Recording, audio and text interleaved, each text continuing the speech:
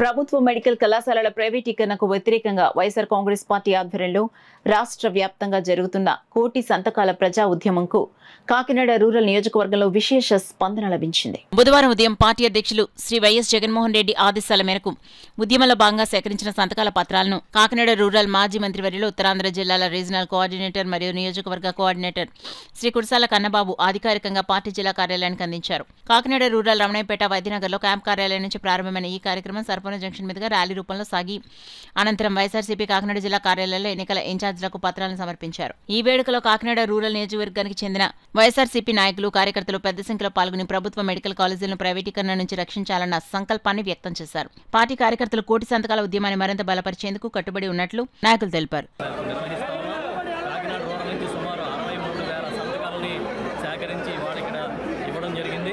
దీంతో పాటు మేము ఇంకా పెద్ద ఎత్తున రేపు 15వ తేదీన జిల్లా వ్యాప్తంగా అందరం కూడా కలిసి అన్ని నియోజకవర్గాల కోఆర్డినేటర్లు, ఎమ్మెల్యేలు, మాజీ ఎమ్మెల్యేలు, ఇతర నాయకులు అందరం కలిసి పెద్ద ర్యాలీ చేసి వీటన్నిటినీ రాష్ట్ర కార్యాలయాన్ని పంపిస్తాం. గౌరవ మా పార్టీ అధ్యక్షుడు జగన్మోహన్ రెడ్డి గారి నాయకత్వంలో 17వ తేదీన గవర్నర్ గారికి ఇవ్వబోతున్నారు. ఈరోజు మా నాయకులందరూ కూడా చాలా సిన్సియర్గా, చాలా కష్టపడి ఈ కార్యక్రమాన్ని ఇంటింటికి వెళ్ళి సంతకాల సేకరణ చేశారు. పార్టీ రహితంగా అన్ని పార్టీలు ఇంక్లూడింగ్ తెలుగుదేశం, బీజేపీ, జనసేన పార్టీల సానుభూతి పరులు నాయకులు కూడా ఈ ప్రైవేటీకరణ వ్యతిరేకంగా సంతకాలు పెట్టిన సందర్భాలు ఉన్నాయి.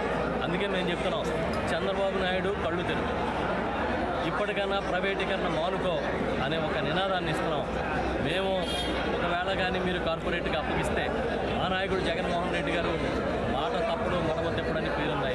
మళ్ళీ అధికారంలోకి వచ్చిన వెంటనే మళ్ళీ ప్రభుత్వం నడిపే విధంగా ఆయన చర్యలు తీసుకుంటారని తెలియజేస్తూ ఇవాళ ఈ కార్యక్రమం భారీ ఎత్తున వచ్చిన మా నాయకులు